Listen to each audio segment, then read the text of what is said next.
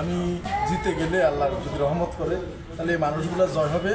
আমি শৌকত ভাইয়ের সাথে তো দেখা হবে এত সমাজে কখনো কল্পনা করি না, কিন্তু অনেক কিছু ছেড়ে বাইক কাছে এসেছি অনেক দূর থেকে। আমার ঠিকানাটা আপনারা অবশ্যই জানেন।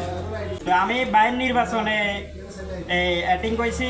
আমি আসলে রাজেন্দ্র শাখার ভোটার ব্যায়ামগঞ্জর, কিন্তু আমি রাজেন্দ্র শাখার ভোটার হিসাবে আসিনি। আমি এসেছি পুরো বৃহত্তর নোয়াখালী প্রতিবন্ধী সভাপতি।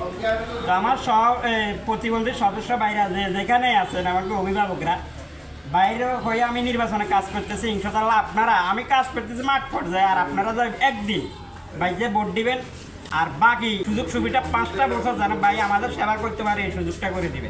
আর ভাই অবশ্যই আমাদের কাজ করবে, আর ভাই কিছু কথা বলবে, আর বাইরে হয়ে আমি কাজ করবো, ভাই পাশে থাকি, আর কাজ করবো না। ইনশাআল্লাহ আমি জিতে গেলে আল্লাহ যদি রহমত করে তাহলে এই মানুষগুলো জয় হবে।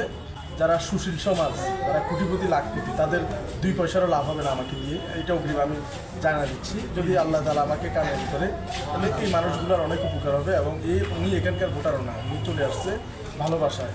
এরকম অনেক মানুষ আমার কাছে আসছে যারা এলাকার ভোটার না, অনেক দূর দূরান্ত থেকে আসছে। এই মানুষগুলোর ভালোবাসাটা হার জিত আল্লাহ হাতে, এই মানুষগুলোর ভালোবাসাই আমার জয় ইনশাআল্লাহ।